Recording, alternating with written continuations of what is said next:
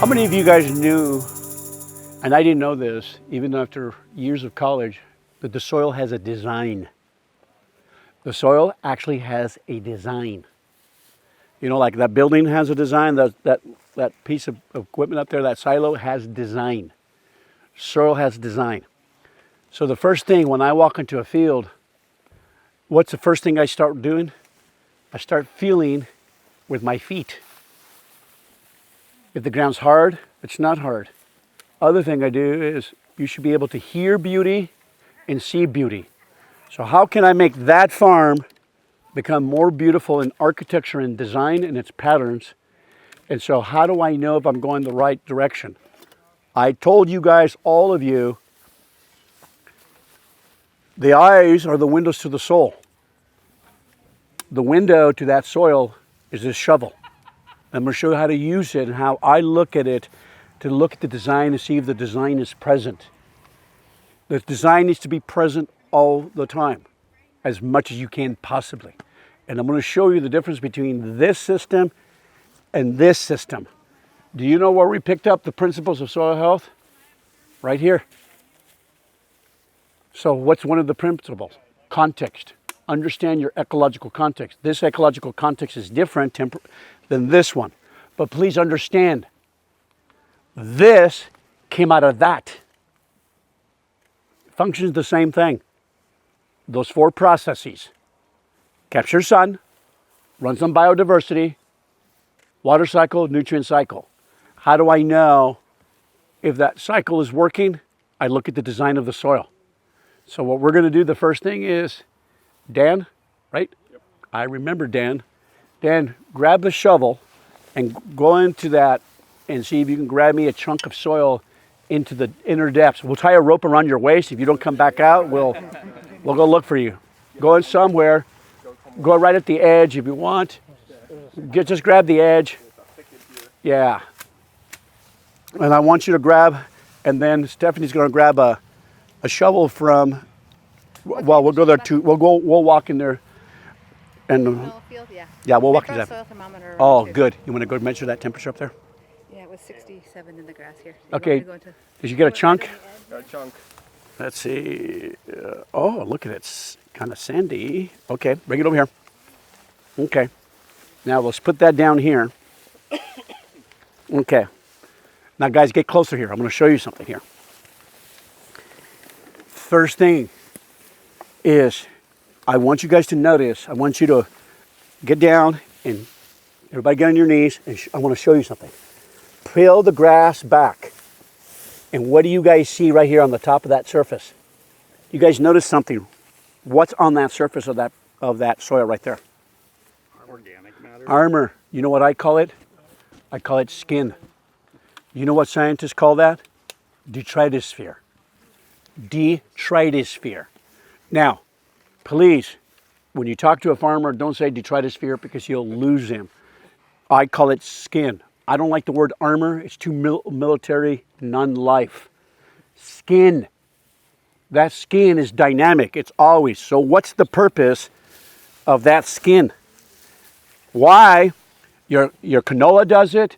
Your soybean does it. Your corn does it. Every plant will start shedding leaves and putting it on the top of the surface. Why? Anybody? Come on, guys. Why?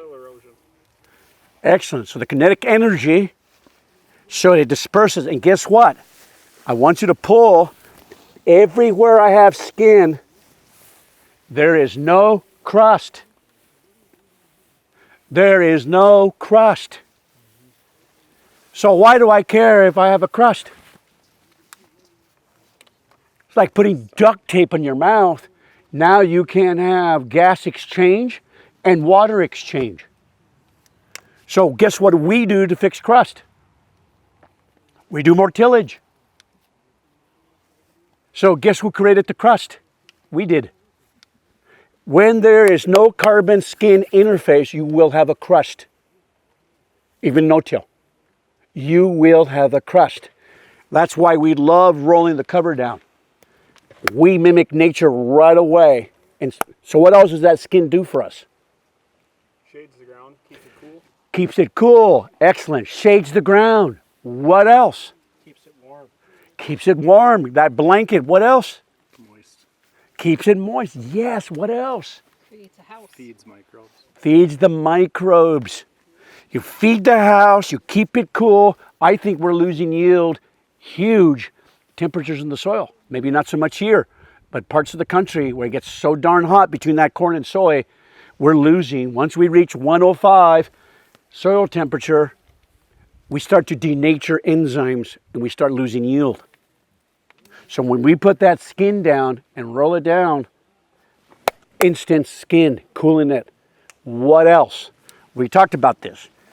We talked about rain impact, keeps it cool, feeds the microbes. 80% of insects continue their life cycle in that first 2 inches. It's habitat. It's food. It prevents the crust. What else? There's another one. There's 2 more. Creates channels from the outside. Yeah, because it creates habitat. What's another one? Do you know when that sucker's breaking down? That skin? It's releasing CO2.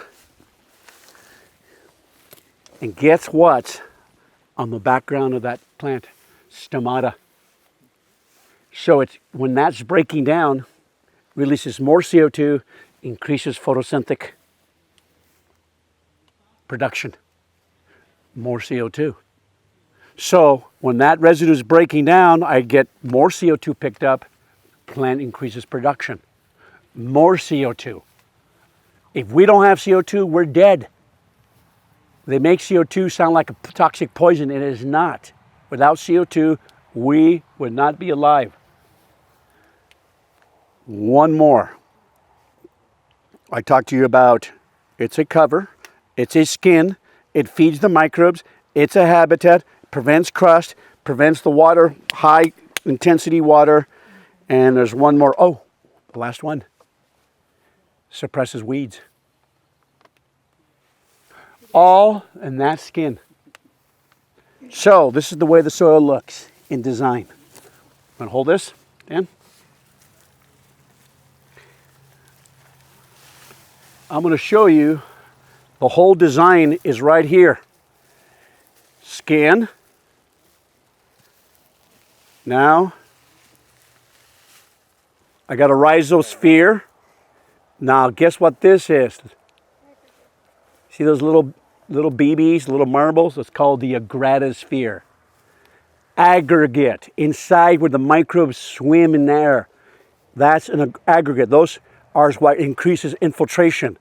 The more aggregation I have, the more this soil is going to infiltrate. Notice how much rain have we had here? A lot. Look how dry it is. Oh yeah. Because the water infiltrated in that. Look how dry. Another thing I want you to smell. Smell that soil. Nice earthy smell. What is it called? Jasmine or? Jasmine. Jasmine is, if that jasmine, actinobacteria create that smell. That's a good smelling soil. What is that actinobacteria for? For breaking down residue and nutrient cycling. If you don't have that smell and your soil smells like Ajax or like vomit, it's anaerobic. So we need that. So roots. So and guess what? We got that, and we got the aggregation. Inside the aggregation is called. Look at that. That's beautiful. Really nice. They're porous sphere.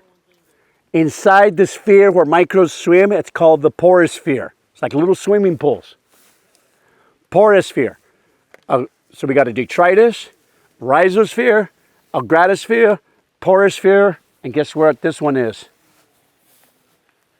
Drillosphere.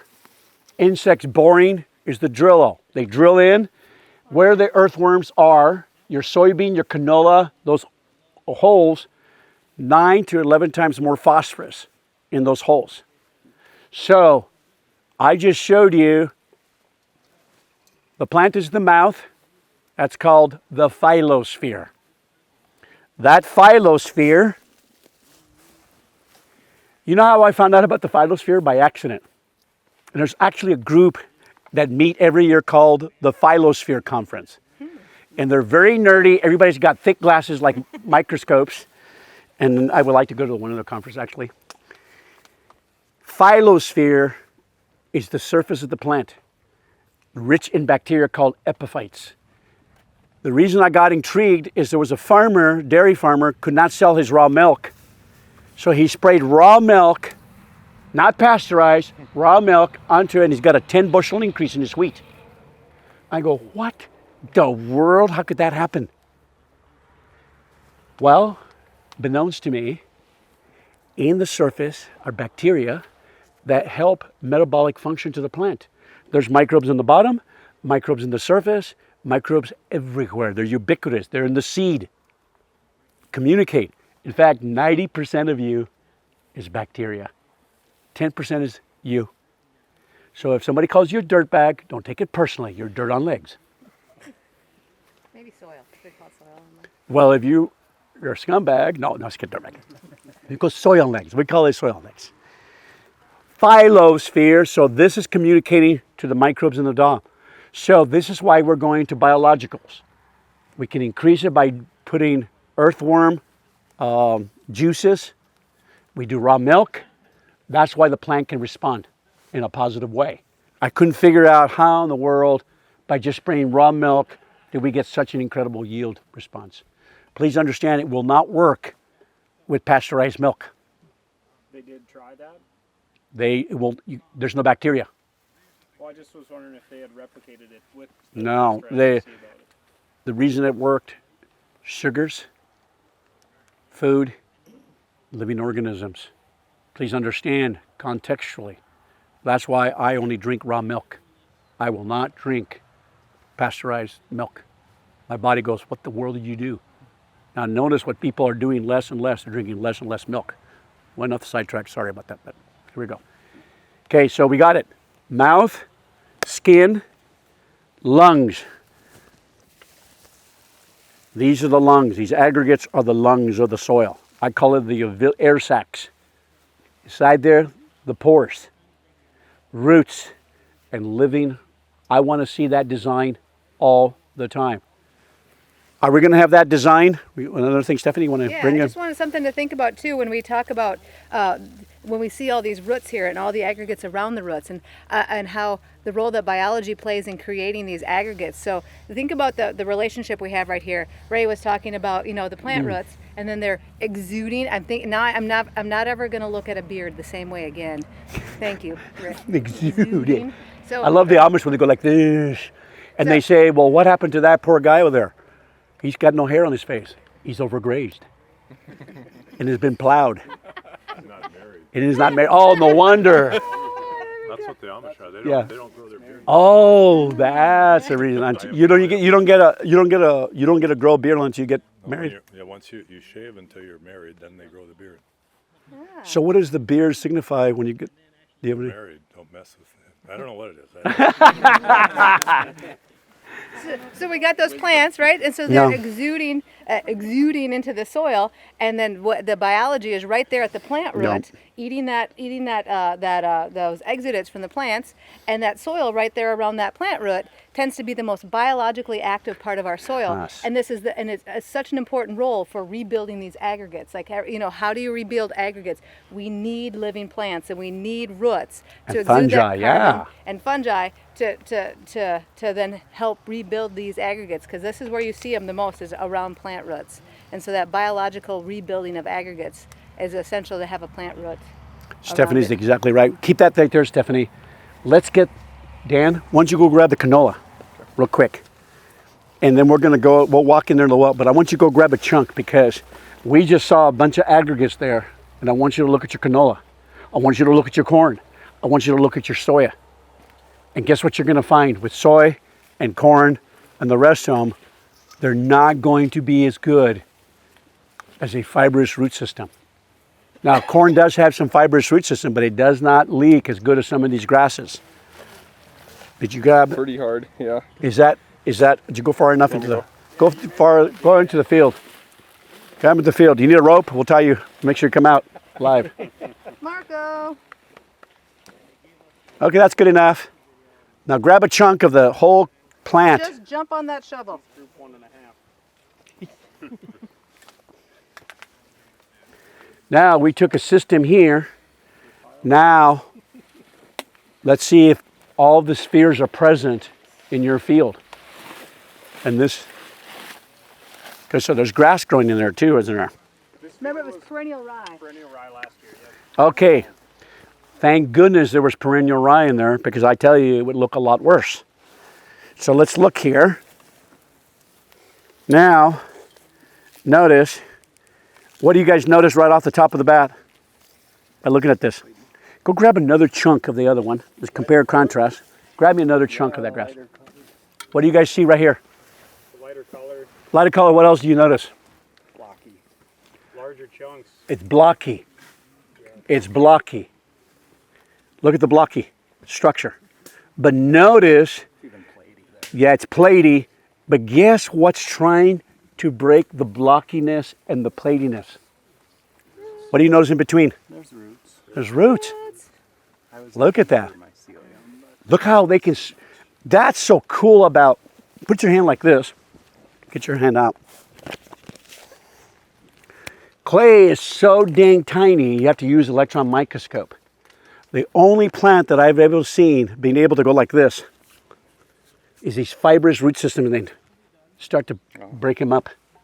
That's why that beard is so stinking critical. I have seen earthworms and living roots grow into solid clay, like brick.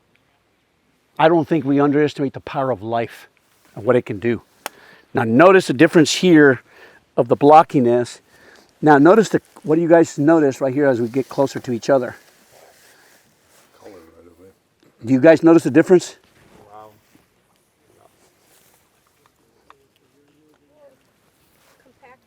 It's compacted, blocky. This is all the weight of the machine, not enough carbon flow, and it's the same soil type from here to here. Same soil type, not very different. But look at this. Look at the structure, the way it is. Now look at the layering. And I'm telling you, if you didn't have that rye in there, it would look worse. Corn and that looks, and soya is even worse. Soy is even worse. And look at the neat thing. Look at the blockiness, and the grass. You can see the layering. But that rye helps a heck of a lot in the rotation. That's why he did so well, but it's trying to create some of those aggregates. But notice, Not much of a smell. yeah, it doesn't smell as good as this one, but it has that smell. But look at this one, look how blocky it is. If I had soils as good as you guys, I thought I would be in soil heaven. Your inherent soil quality, your inherent soils, guys, are amazing. Some of the best soils in the world, and it's right here, in this state. Do you think But- it has to do with the amount of heat we get throughout the year? Oh, Because yeah. You guys have a lot more carbon breaking down. You got it. Because you have a longer dry. You got it. That's why you have some of the best soils. Temperature matters. Not only that, but it also we had to look at historical vegetation. Yes. And so this is all tall grass prairie. Maybe not tall grass prairie all the way up here, but historically, tens of thousands of years, we've had Yep. prairie in these areas and very deep soils. And so those grasses are growing and then getting consumed by buffalo and trampled to the ground or burned down. And then those roots that Yeah. are left in the soil, they get pruned off and they're down deep in that soil, and that builds organic matter in the system. And so we just, and then like you said, because we have like the heat, but also we have long winters, and so decomposition is much slower. So before we were intensely tilling this, we were accumulating organic matter. Now we're kind of in a system where we're not accumulating and have lost. bottom mining. Yeah. And this is true. This would be lake bottom too, Lake Agassiz. Buffalo or anything on it. Yeah. Well, here's another thing too, guys. There's only 4 places in the world that have soils like you guys. Only 4 places. U.S., Ukraine, Argentina, and a little piece in China. They were all grasslands. Some of the best soils in the world, right here. This whole area.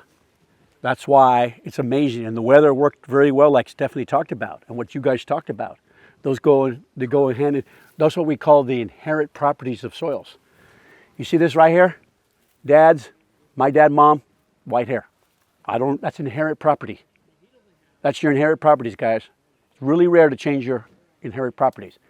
Now, what can modify? It's called epigenetics, where we used to think genes were fixed. That's not the case anymore.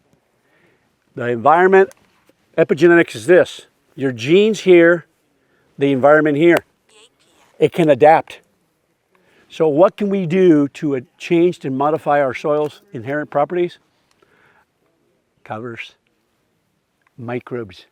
They can help modify the system. That's the power of this. We can bring this healing process. What does that forest do? Leaks carbon 24/7. Feeding microbes. Look at the architecture. What do I mean by the architecture? Look at this architecture here. Different leaf heights, different root heights. Every plant does not leak the same. It's not the same. That diverse. Now notice here how soft the soil is here.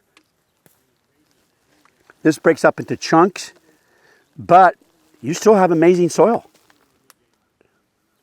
But why is the young kid out yielding in crappy soils not as good as inherent soils as you guys?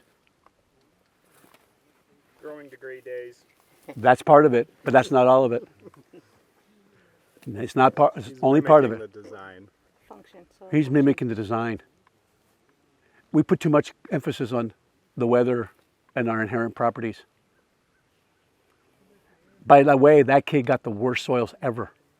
You know what they got? He got where they borrowed and took and stripped the upper part because that's the only thing he could afford. Now he started with 50 acres, now he's farming 500 and 600 acres. Now he gets $30 a bushel for corn, while only gets 3 to 5 because he's turning that corn into bourbon. So he's making great money, but he started as a fireman and a mechanic. So what I'm saying to you is focus on the things you can change. You can't change the weather. Can you really change your soils? To a little degree, but don't expect it to go all of a sudden from a clay and make it sand. You're not going to do that. But can I make it function better? Yes.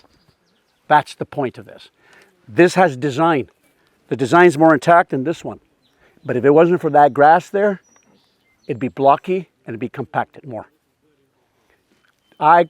Go home, get your shovel and look at your corn and soybean. Challenge. Go to your fence row. Go home. Look at your fence row, and I want you to walk into your field and pull the shovel out. And I want you to tell me the difference. You know what you're going to find out? You're not going to like what you're going to find out.